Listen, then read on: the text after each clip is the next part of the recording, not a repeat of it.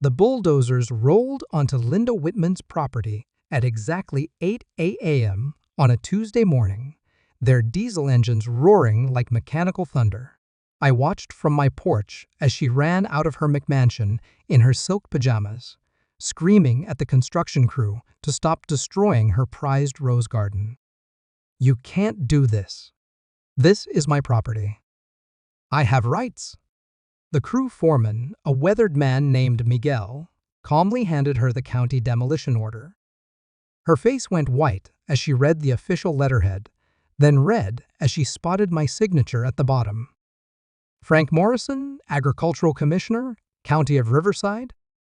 Linda's eyes found mine across the fence line, the same fence line she'd been trying to eliminate for 8 months. The same property boundary she'd claimed was illegally encroaching on her subdivision paradise. What Linda didn't know, what she'd never bothered to learn during her crusade against my cattle ranch, was that I'd been regulating agricultural land use in this county for 12 years. And her fancy HOA had just violated about 14 different agricultural protection statutes. But let me start from the beginning. Back when Linda Whitman thought she could bulldoze a fourth-generation rancher out of his family land. 18 months ago, my life was exactly what 4 generations of Morrison men had built it to be.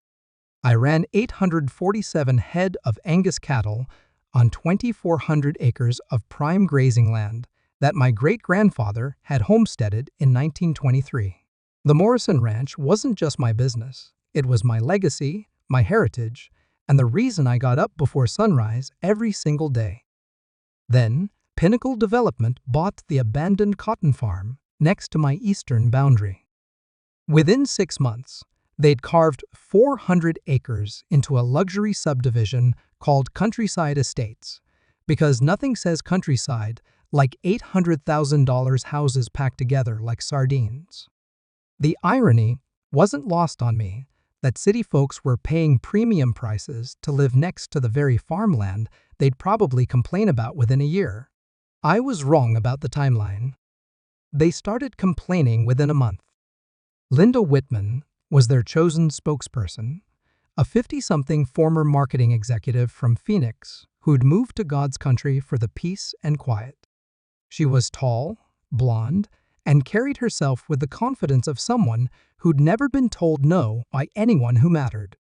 "Mr. Morrison," she'd said during our first meeting, standing in my driveway like she owned the place, "we need to discuss your livestock situation." I'd been mending fence when she arrived, sweaty, dirty work that was as much a part of ranching as breathing. "What about my livestock, Mrs. Whitman?" "The smell, obviously. And the noise. The flies. It's really quite unbearable for those of us who've invested in quality homes." I wiped my hands on my jeans and looked past her to the rows of identical beige houses. "Ma'am, this is cattle country. Has been for 100 years. You bought next to a working ranch. That was disclosed, yes. But we assumed there would be reasonable accommodations for residential neighbors, such as moving the cattle further from the property line, installing odor control systems, perhaps converting to a more compatible form of agriculture." That's when I knew Linda Whitman wasn't just naive. She was dangerous. The first formal complaint arrived 3 weeks later, not to me, but to the county agricultural department. Since I was the head of that department, reading complaints about my own ranch provided a unique kind of entertainment. "Excessive livestock odors creating health hazards," the report began. "Noise pollution from cattle disrupting residential peace. Potential groundwater contamination from animal waste. Request immediate investigation and corrective action." Linda had done her homework. The complaint cited specific county ordinances about livestock management near residential areas, environmental protection protocols, and public health statutes. She'd also gathered signatures from 14 Countryside Estates residents. What she hadn't researched was the Agricultural Protection Act that I'd helped draft in 2018. I called Linda that afternoon. Mrs. Whitman, this is Frank Morrison. I received your complaint about the Morrison Ranch. Oh, wonderful. How quickly can we expect an inspection? Well, there are some complications. First, ranching operations that predate residential development by more than 20 years are protected under state right to farm laws. Second, the Morrison Ranch is classified as a heritage agricultural operation, which provides additional protections. Silence on the other end. However, I'm always willing to work with concerned neighbors. Perhaps we could arrange a meeting to discuss reasonable accommodations? Yes, absolutely. When can we schedule the inspection? Mrs. Whitman, I think there's been some confusion. I'm not scheduling an inspection. I am the inspection. Frank Morrison, Agricultural Commissioner. The silence stretched long enough that I wondered if she'd hung up. You're the County Agricultural Commissioner? 12 years running. Elected by the people of this county to protect family farming operations from exactly this kind of harassment. Click, she'd hung up. That evening, I sat on my front porch, watching my cattle graze in the golden sunset light, wondering if Linda Whitman was smart enough to retreat or stubborn enough to escalate. The smart money was on stubborn. Linda's next move was brilliant in its audacity. If county regulations wouldn't help her, she'd create her own enforcement mechanism. 6 weeks after our phone call, I received a certified letter from the Countryside Estates Homeowner Association Board of Directors. Linda had somehow convinced her subdivision to form an HOA with herself as president, and their first official act was demanding compliance with community standards that extended beyond their property boundaries. According to their new bylaws, any activity within 500 feet of countryside estates that created offensive odors, excessive noise, or aesthetic degradation was subject to HOA oversight and potential legal action. My cattle pasture sat exactly 200 feet from their nearest property line. This is rich, I told my foreman, Carlos Mendoza, as we read the letter together. Carlos had been working the Morrison Ranch for 23 years and had seen plenty of city folk come and go. They want to regulate my ranch from inside their HOA. Boss, can they do that legally? Not a chance in hell. But that won't stop them from trying. The letter demanded immediate action on 6 specific violations: relocating cattle to the western pastures, installing odor mitigation systems, restricting cattle movement during quiet hours, 6 p.m. to 8 a.m., removing the unsightly hay storage building visible from countryside estates, and establishing a 300-foot buffer zone between livestock and residential property. Each demand had a 30-day compliance deadline and threatened legal action for non-compliance. I studied the letterhead more carefully. Countryside Estates HOA had quite the professional logo and expensive stationery. Linda wasn't just dabbling in harassment, she was building an organization for it. Carlos, how many head are in the east pasture right now? About 40, mostly first-year heifers. Move them closer to the fence. Right up to the property line. Carlos grinned. How close? As close as legally possible. And Carlos? Move the loudest bulls over there too. Linda's response to my cattle relocation was swift and dramatic. She organized what she called a quality-of-life inspection with county officials, demanding immediate action on health and safety violations. The problem was, she'd requested the inspection through proper channels, which meant it landed on my desk for review and assignment. I scheduled the inspection for the following Thursday and assigned myself as the primary investigator, with Carlos as my technical advisor. It was completely legal. County commissioners regularly inspect agricultural operations within their jurisdiction. Thursday morning, Linda arrived with an entourage. She'd brought 3 county supervisor candidates. It was an election year. A reporter from the Agricultural Journal, Dr. Patricia Singh, some kind of environmental consultant she'd hired, and a photographer to document violations. "Mr. Morrison," Linda announced as her group gathered in my driveway, "we're here to conduct the livestock inspection we requested." Excellent. I prepared a comprehensive tour of our operation. Linda's confidence faltered slightly. "You're conducting your own inspection?" "Standard procedure, Mrs. Whitman. The Agricultural Commissioner always leads livestock compliance reviews." I led them through 2 hours of the most thorough ranch inspection in county history. We examined water quality systems, waste management protocols, animal health records, and grazing rotation schedules. Carlos provided detailed explanations of sustainable ranching practices, soil conservation methods, and environmental protection measures. Dr. Singh asked increasingly technical questions about nutrient runoff, methane capture, and groundwater protection. With each answer, her expression grew more impressed, and Linda's grew more frustrated. "This is a model operation," Dr. Singh finally admitted.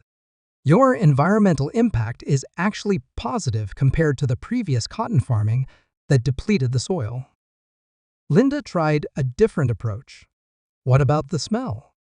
The noise? The quality of life impact on residential neighbors?"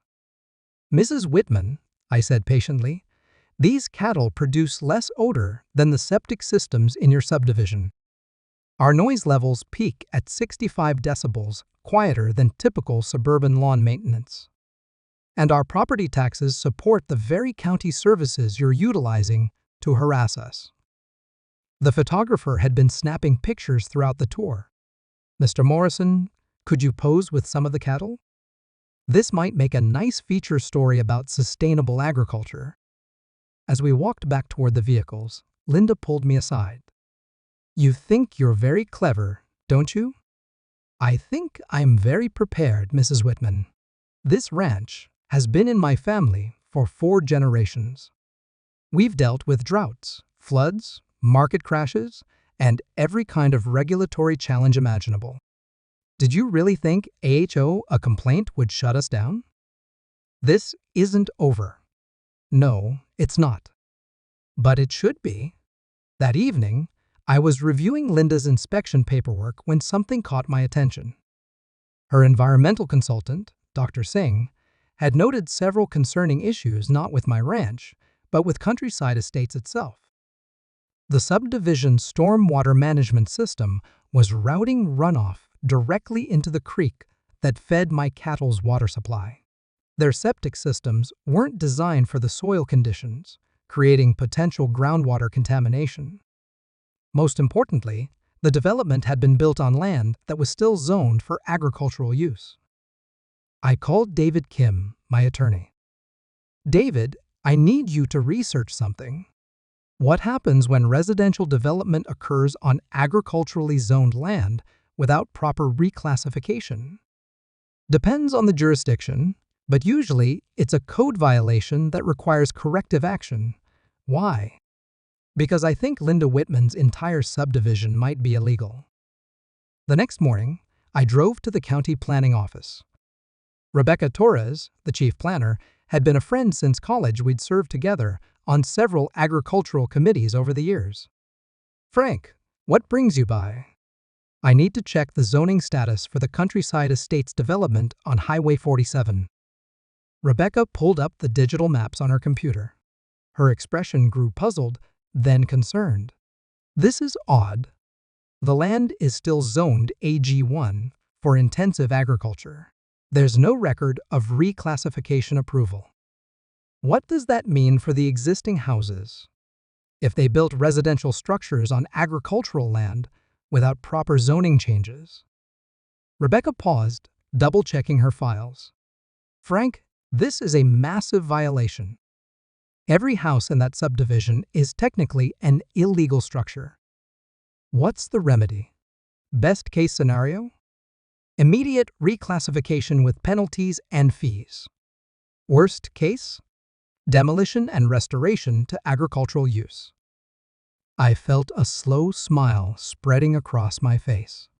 Linda Whitman had spent 8 months trying to regulate my legal farming operation while living illegally on agricultural land.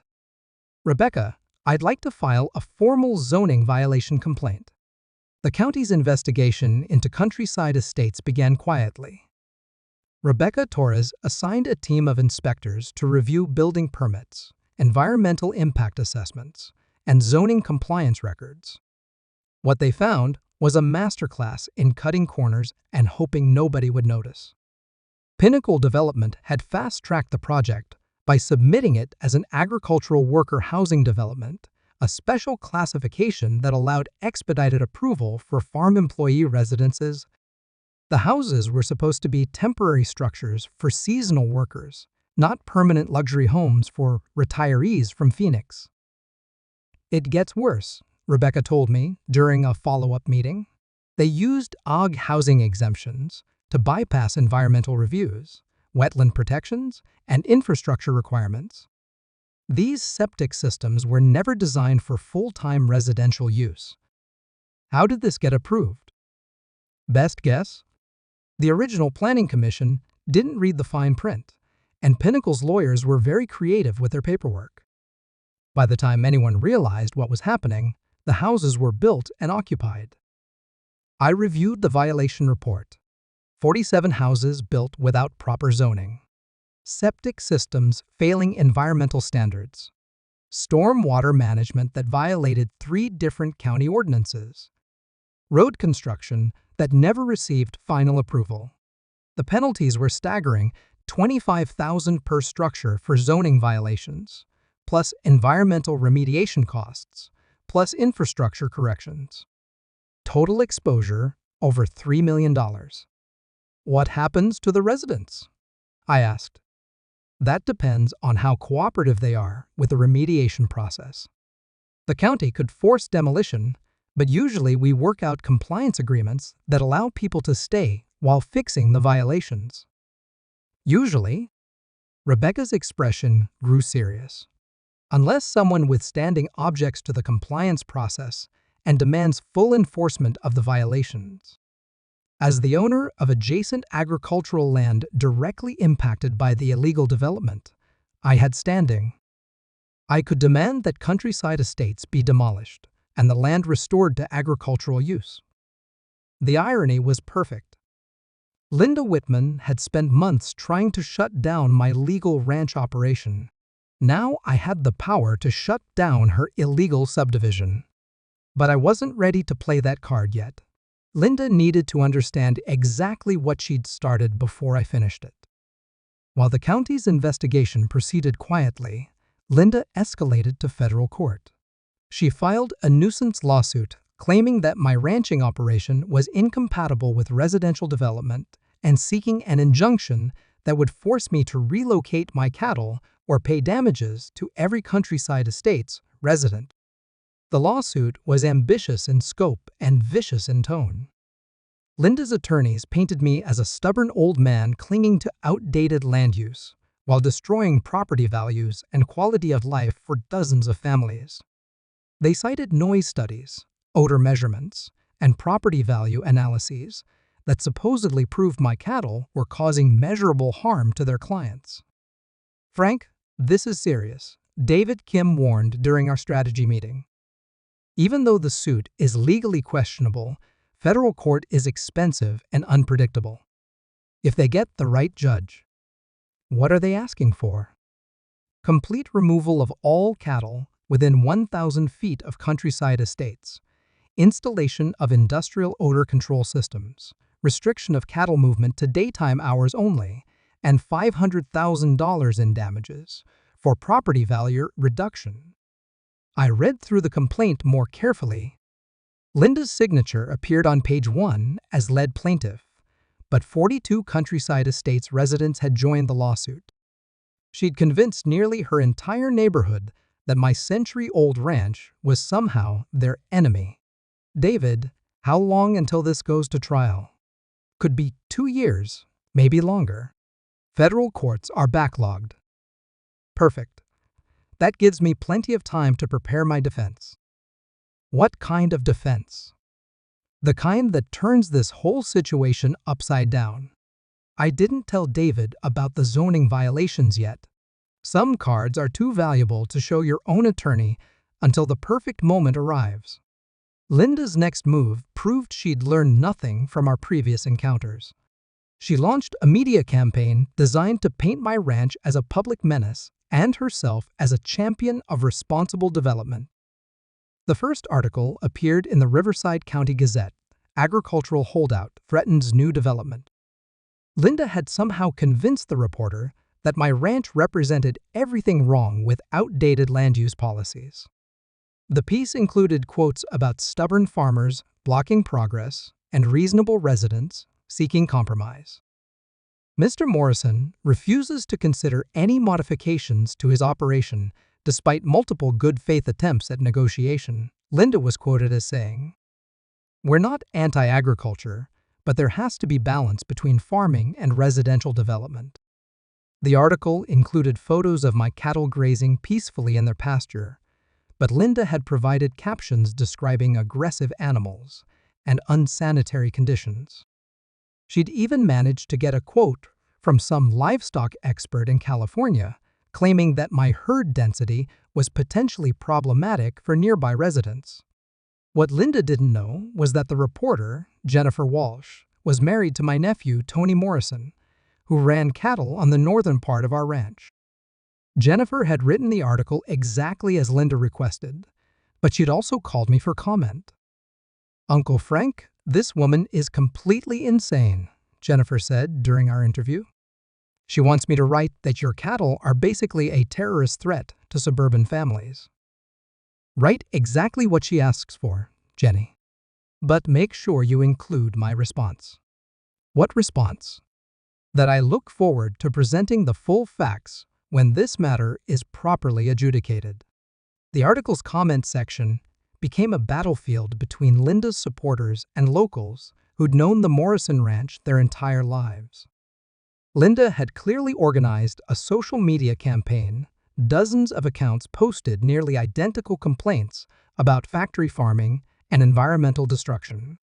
But then the longtime residents started responding. Stories about buying beef directly from my ranch. Memories of school field trips to see the cattle. Testimonials about my family's contributions to county agricultural programs and local charities. Frank Morrison's family has been feeding this county for 100 years, wrote Sarah McKenzie, whose grandfather had worked for my dad.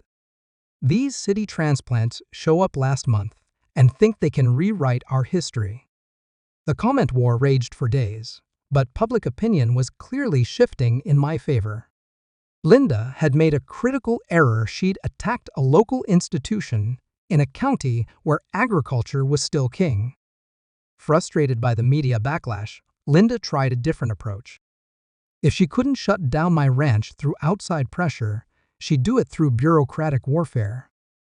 The Countryside Estates, HOA, filed complaints with every regulatory agency that had any jurisdiction over agricultural operations.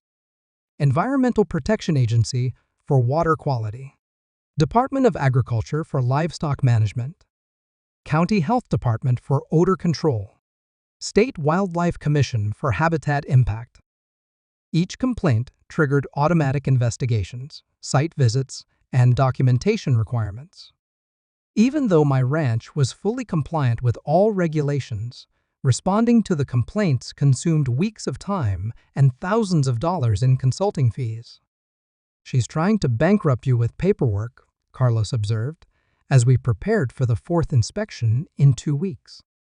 She's succeeding, I admitted. The legal costs were approaching $50,000, and my insurance company was getting nervous about the liability exposure from the federal lawsuit. But Linda had made another critical error. By filing complaints with multiple agencies, she'd created a paper trail that documented her systematic harassment of a legal agricultural operation. Every frivolous complaint was evidence of malicious intent. More importantly, her complaints had triggered reciprocal investigations. When the EPA came to test my ranch's water quality, they also tested the runoff from Countryside Estates. When the health department evaluated my cattle management, They also reviewed the subdivision's septic systems. The results were enlightening. "Frank, you need to see this," Rebecca Torres called on a Friday afternoon. "The environmental impact from countryside estates is worse than we thought." How much worse? Their storm water system is dumping untreated runoff directly into Willow Creek. Their septic systems are leaching nitrates into the groundwater at levels that exceed state maximums. And the soil samples show contamination from construction chemicals that were never properly disposed of. What's the county's response? Emergency remediation order. They have 90 days to fix the environmental violations or face federal EPA action. How much will that cost? Conservative estimate? $2 million. Maybe more if they have to replace the septic systems entirely. I hung up and walked out to check on my cattle. They were grazing peacefully in the evening light, exactly as 4 generations of Morrison cattle had done before them. The irony was delicious. Linda's complaints about my environmental impact had exposed her own subdivision's illegal pollution, but I still wasn't ready to reveal the zoning violations. Linda needed to dig herself deeper before I buried her completely. Linda's final escalation was the most personal yet. She hired a surveyor to challenge my property boundaries, claiming that my fence line had encroached on countryside estates' land over the years. The surveyor, a nervous young man named Kevin Walsh, spent 3 days mapping every inch of the boundary between my ranch and the subdivision. Linda followed him around like a general inspecting troops, pointing out perceived irregularities and demanding detailed measurements. "Mrs. Whitman," Kevin finally said on the 3rd day, "I need to explain something about these property lines." Linda's eyes lit up. "You found encroachment?" "Ma'am, this fence line hasn't moved in 40 years. Your subdivision was built right up to the existing boundary. But there's another issue." "What issue?" Kevin checked his notes nervously. According to the original ranch survey, this entire area was designated as a county agricultural preservation zone. Residential development requires specific zoning variances that, well, I can't find any record of approval. I watched from my kitchen window as Linda's face processed this information. She grabbed Kevin's clipboard and started reading survey notes, her movements becoming more frantic with each page. "This can't be right." The developer assured us all permits were properly obtained. "Ma'am, I can only report what the county records show. This land has been continuously zoned for agricultural use since 1923. Linda stormed over to my house and pounded on the front door. "Frank Morrison, did you know about the zoning issues when you sold to Pinnacle Development?" "Mrs. Whitman, I never sold any land to Pinnacle Development. But they bought the property right next to yours. They bought the old Henderson cotton farm from the estate. That property has been agricultural zoned since before either of us was born." Linda's face went through several color changes as the implications sank in. "Are you saying our houses were built illegally?" "I'm saying you should probably consult with a zoning attorney soon." She backed away from my door like I just told her the house was radioactive. That evening, lights blazed in houses throughout countryside estates as residents frantically called lawyers, real estate agents, and anyone else who might explain how they'd unknowingly bought homes on illegally developed land. The emergency HOA meeting was scheduled for Saturday morning in the Countryside Estates Community Center, a prefabricated building that looked like an oversized shed with delusions of grandeur. Linda had called the meeting to address the zoning irregularities and develop a unified response to county violations. I arrived 15 minutes early, carrying a thick folder of documents. The community center was packed with worried residents, many of whom I recognized from Linda's original complaint signatures. The mood was tense, fearful, and increasingly hostile toward their HOA president. "Ladies and gentlemen," Linda began, her usual confidence replaced by barely controlled panic, We've discovered some administrative oversights in our development's original approval process." "Administrative oversights?" shouted Jerry Patterson, a retiree who'd bought his house with his entire life savings. "You mean our houses are built on land that was never properly zoned?" "The situation is correctable," Linda insisted. "We're working with county officials to resolve the zoning classification and bring everything into compliance." "At what cost?" demanded Susan Wright, a widowed schoolteacher. "My mortgage is based on the assumption that I own a legal house." Linda tried to regain control. "Everyone needs to remain calm. We'll get through this together." That's when I stood up. "Mrs. Whitman, if I may address the group." Linda's eyes narrowed, but she couldn't refuse without looking even more dictatorial. "Of course, Mr. Morrison." I walked to the front of the room and set my folder on the podium. "Folks, my name is Frank Morrison. I run the cattle ranch next door, and I also serve as your county agricultural commissioner. Mrs. Whitman has spent the better part of a year trying to shut down my family's farming operation through complaints, lawsuits, and harassment." Murmurs rippled through the crowd. Several residents shot accusatory looks at Linda. "What you may not know is that every complaint she filed triggered reciprocal investigations of the development practices that created your subdivision. And what we found is concerning." I opened my folder and began reading from the violation reports. "Illegal construction on agricultural land. Environmental violations affecting water quality. Septic system failures contaminating groundwater. Stormwater management that violates federal clean water standards." The room erupted in angry voices. Residents demanded explanations, refunds, and answers that Linda clearly didn't have. "Furthermore," I continued, waiting for quiet, "as County Agricultural Commissioner, I'm required by law to protect agricultural land from illegal development, which means I have both the authority and the obligation to enforce these violations." Linda found her voice. "You're threatening us." "I'm explaining the law, Mrs. Whitman. The same law you've been trying to use against my ranch for 8 months. Jerry Patterson stood up. "What are our options here? The county is prepared to work with residents on compliant solutions. Reclassification is possible, though expensive. Environmental remediation will be required regardless. And the illegal structures will need to be brought up to residential building standards." "How expensive?" Susan Wright asked. "Conservative estimate? $75,000 per household for reclassification, septic replacement, and building code corrections." The room went dead silent. "Of course," I added, "there might be another solution." "I'm prepared to make Countryside Estates an offer," I announced. "As Agricultural Commissioner, I have discretionary authority to recommend agricultural preservation purchases for environmentally sensitive land." Linda's eyes widened as she realized where this was heading. "The county has $4.2 million budgeted for agricultural land preservation this fiscal year. I could recommend purchasing the entire Countryside Estates development at fair market value, allowing current residents to relocate while restoring the land to agricultural use." "You want to buy our houses to tear them down?"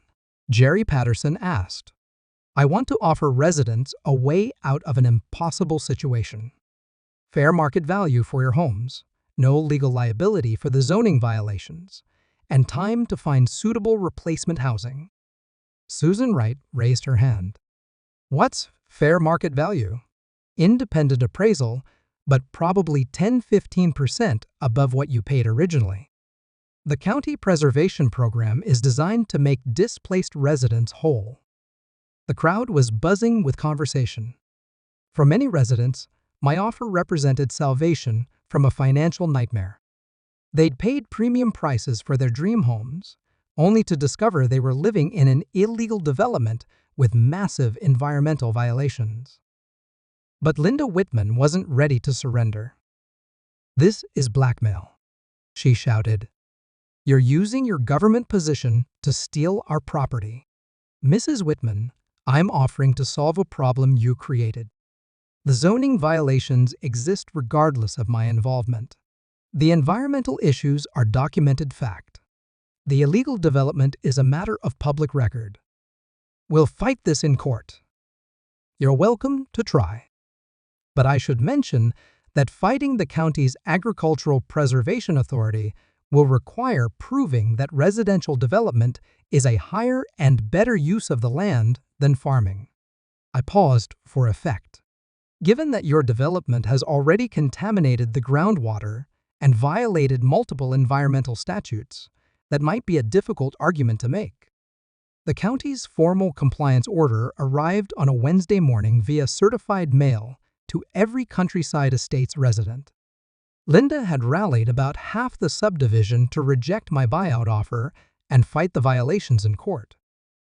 She was about to learn what fighting the government actually costs. The compliance order gave Countryside Estates 120 days to apply for residential rezoning at $2,500 per lot.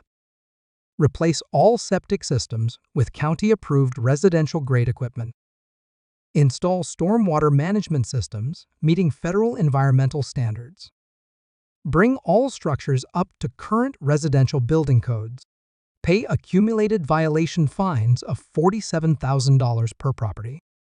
Total cost per household, approximately $85,000, plus legal fees for the rezoning process. Linda organized a resistance committee and hired a high-powered environmental law firm from Phoenix. Their strategy was to challenge the county's authority, question the validity of the violation findings, and delay compliance until they could find a sympathetic judge. It was exactly what I'd hoped she would do. Mrs. Whitman, I called her that afternoon. I heard about your legal strategy. Interesting approach. Frank Morrison, you won't get away with this abuse of power. Actually, Linda, I want to thank you. Your lawsuit against my ranch has given me legal standing to intervene in your compliance case.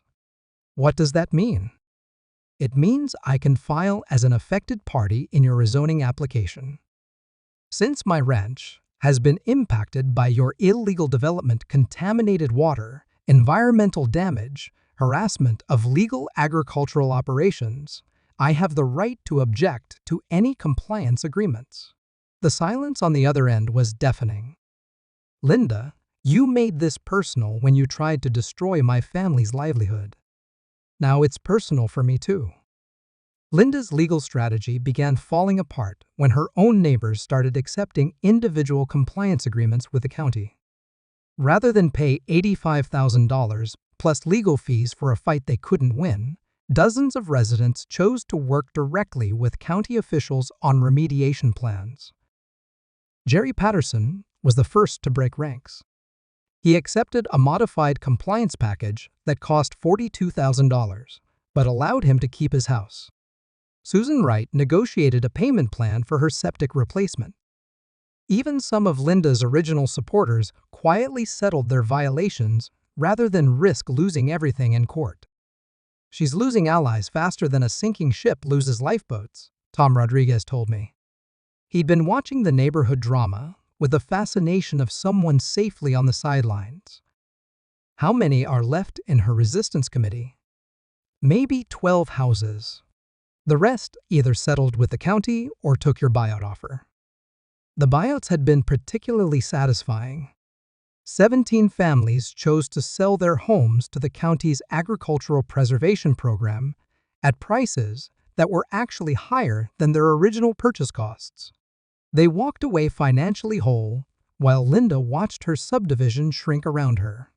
But the real blow came when Dr. Singh, Linda's hired environmental consultant, published her findings in the State Agricultural Journal. The Countryside Estates development represents a cautionary tale about inadequate environmental review, Dr. Singh wrote. By contrast, the adjacent Morrison Ranch demonstrates exemplary sustainable agriculture practices and serves as a model for responsible land stewardship. Linda called me that evening, her voice shaking with rage. You orchestrated this whole thing. The zoning investigation, the compliance orders, everything. Linda, I responded to your attacks on my ranch. Every action I've taken has been in direct response to your harassment. My harassment? You're destroying 47 families. I offered those families a generous exit strategy. Most of them were smart enough to take it. The ones who remain are choosing to fight a battle they can't win. This isn't over, Frank. Yes, it is. You just don't know it yet. Linda's environmental law firm made a strategic error that sealed their fate. In their desperation to find grounds for appeal, they filed complaints with the federal EPA claiming that my ranch's agricultural exemptions were being improperly applied. The EPA investigation was thorough, professional, and devastating for countryside estates. Federal inspectors confirmed that my ranch exceeded all environmental standards and qualified for the highest level of sustainable agriculture certification. But their investigation also revealed that countryside estates' environmental violations were far worse than the county had initially discovered. The illegal septic systems weren't just leaching nitrates. They were contaminating the aquifer that supplied drinking water to 3 neighboring ranches. The stormwater runoff contained construction chemicals, lawn fertilizers, and household pollutants that exceeded federal clean water standards by 400%. Most damning of all, the EPA found evidence that Pinnacle Development had known about the environmental issues and had deliberately concealed them during the original approval process. Mr. Morrison, EPA investigator James Chen, explained during his final site visit, "Your ranch is actually helping remediate contamination from the subdivision. Your cattle's grazing patterns and your soil management practices are filtering pollutants that would otherwise reach the main aquifer." What does that mean for the residents? Best case scenario? Complete environmental remediation supervised by federal monitors, plus ongoing compliance oversight. Worst case? The entire development gets classified as a Superfund site, requiring complete remediation and possible relocation.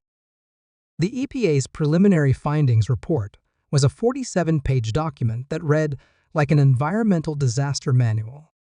Linda's Dream subdivision was revealed as an illegal, poorly constructed, environmentally destructive mistake that threatened the health and safety of the entire area.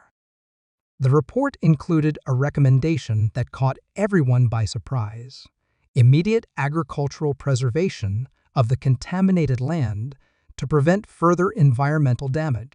In other words, James Chen explained, the federal government is prepared to purchase every house in countryside estates and restore the land to agricultural use under the Emergency Environmental Protection Act.